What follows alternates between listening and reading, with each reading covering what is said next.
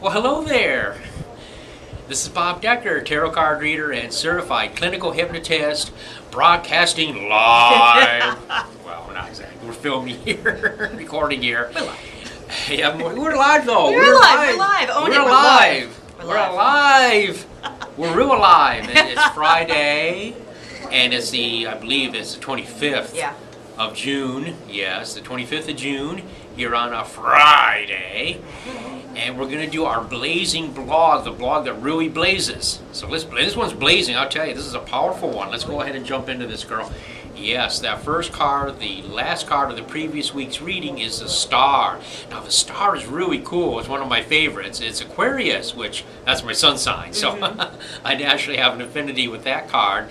And, of course, it represents hope, optimism, freedom, hitching your ride to that proverbial star. So right now, our life should be expanding. We should have a sense of expansion. We should have a sense of realizing our dreams, okay?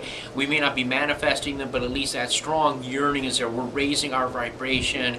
We're focusing on our star. What do you have to say about that, I think I love what you said about manifestation, because the star really is about having hope to move your situation, shake up your situation, and as you said, changing your vibration, and also to be aware that sometimes if it's not coming as fast as it should be, that just really just incredible, awesome things that the universe is lining up for you are just, they're worth waiting for. Yeah. Because sometimes a lot goes into that manifestation pot, and a lot goes into having this kind of hope and this kind of optimism and this kind of, wow, I really deserve to go from here to here. And that's exactly what this card does. And also Aquarius talks about raising energy and pouring out the water of humanity on creation. So it's a wonderful card for shaking up your vibration, for moving things, and for really having clear intention and deciding where you want to be.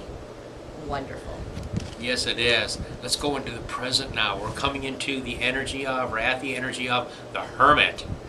Now, the Hermit, attributed to Virgo, represents following one's path. Just as he's done. He's climbed a lonely path up the mountain. He's gone up the trail. He's done it himself. He's in search of truth. He's holding the lamp of Diogenes, which symbolizes the search of truth. So he's looking for his truth. He's looking for his freedom, his individuality. And Virgo, of course, ruled by Mercury, a mutable, meaning changeable earth sign, expresses the idea of perfectionism, expresses the idea of attention to detail.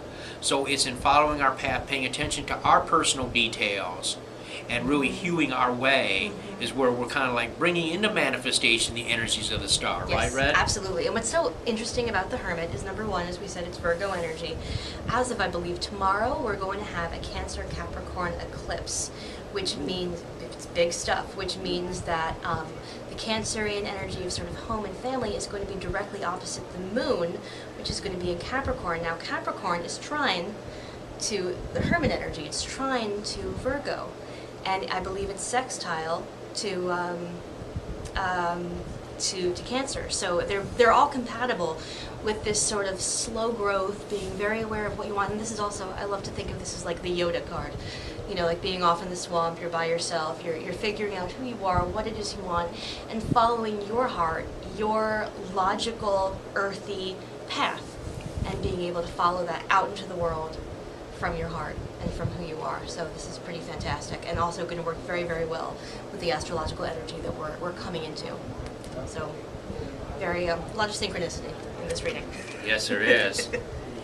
And also some more synchronicity as we go into the next card, because this next card too is ruled by Mercury. It's a Lovers, and it represents the sign of Gemini. And Gemini is a mutable, changeable air sign ruled by Mercury. So we're going to come into a period now where we're going to tap into our higher inspiration. Yes, we can look at this as a relationship card, but with the kind of energies we've had coming up here today and the energies we're moving into, this is of a much higher significance, okay? This is getting in touch with our holy guardian angel, our spirit guide, our master, whatever it is you want to call it. I don't want to quibble over the terminology, but it's getting into that divine connection. So this is very, very powerful. And with the astrological configurations she's talking about, this could almost be like some life-changing events, especially over this whole summer, I think. Oh, Wouldn't you say so? God, we could talk for an hour on what's going to happen this summer.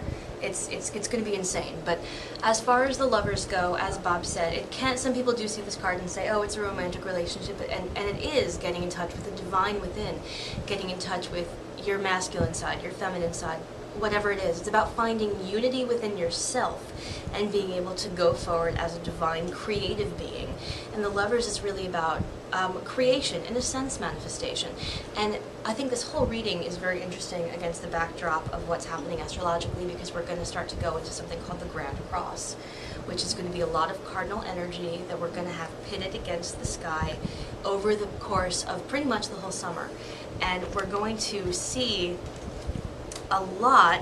It's like if we expanded this whole reading over the summer, this would almost be entirely accurate, because we're starting from clear intention. We might feel a little bit lonely and a little bit tightened by the energy that we're going to feel, but eventually, if we allow ourselves to stick with the changes, we're going to come to something much greater and something much more divine than where we are here, but the intention was here.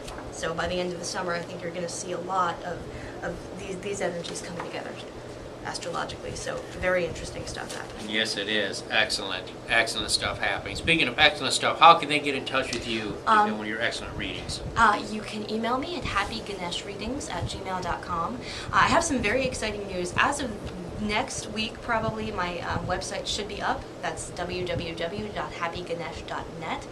I'm also starting to do an astrology column on my personal blog, which will be up, and also on April Claxton's The Movement Within page.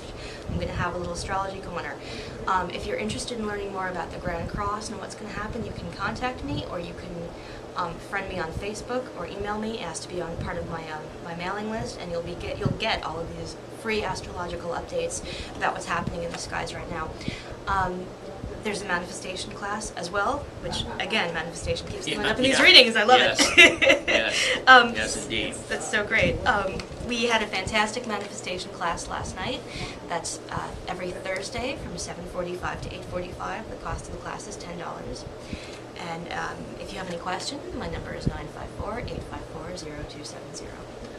Outstanding, as always. Okay, really good. And me, at the end, right after this video ends, my splash screen comes up and it gives you my website, www.bobdecker.net. You go there, you get all my contact info, you see all the services that I offer, and also there's some free stuff there for you too, as well as some things that you can buy, hopefully to help support the Blazing Tarot blog. But whatever you do, we love you. We appreciate your support, your loving support. Yes, namaste for your loving support. And until we meet again, many, many blessings.